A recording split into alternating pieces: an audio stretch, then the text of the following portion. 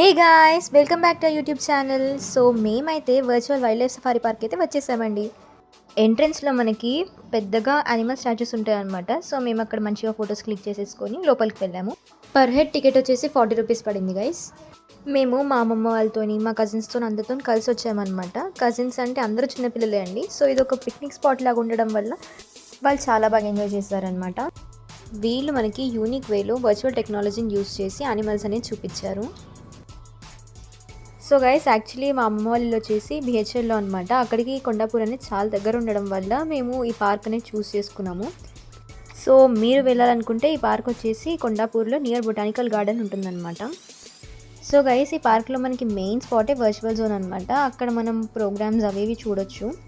ఇక్కడ మనకి 360 డిగ్రీస్ 90 అని కొన్ని ప్రోగ్రామ్స్ ఉన్నాయి. 360 డిగ్రీస్ వచ్చేసి 100 రూపీస్ అండ్ మేము 90కి కూడా వెళ్ళామన్నమాట. అది వచ్చేసి 200 రూపీస్ పడింది.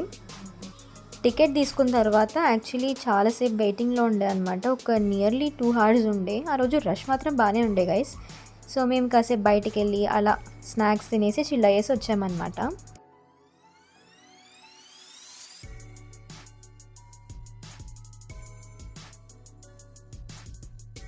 లోపల మనకు ఒక శాండ్ ఏరియా కూడా ఉంది గైస్. సో మేము తినేసి వచ్చే టైంలో మా కజిన్స్ అందరూ కూడా శాండ్ ఏరియాలో ఆడుకుంటుండే అనమాట. ఫైనలీ 2 hours అయిపోయిన తర్వాత మాకైతే ప్రోగ్రామ్ చూసే ఛాన్స్ అయితే వచ్చేసింది. గైస్, అక్కడ నిజంగా నైట్ వ్యూ మాత్రం లిటరలీ చాలా బాగుండే అసలు.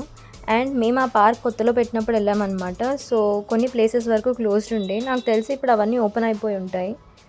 వీడియో నచ్చితే లైక్ అండ్ సబ్స్క్రైబ్ చేయడం మాత్రం అస్సలు మర్చిపోదు guys. Then let's end our video.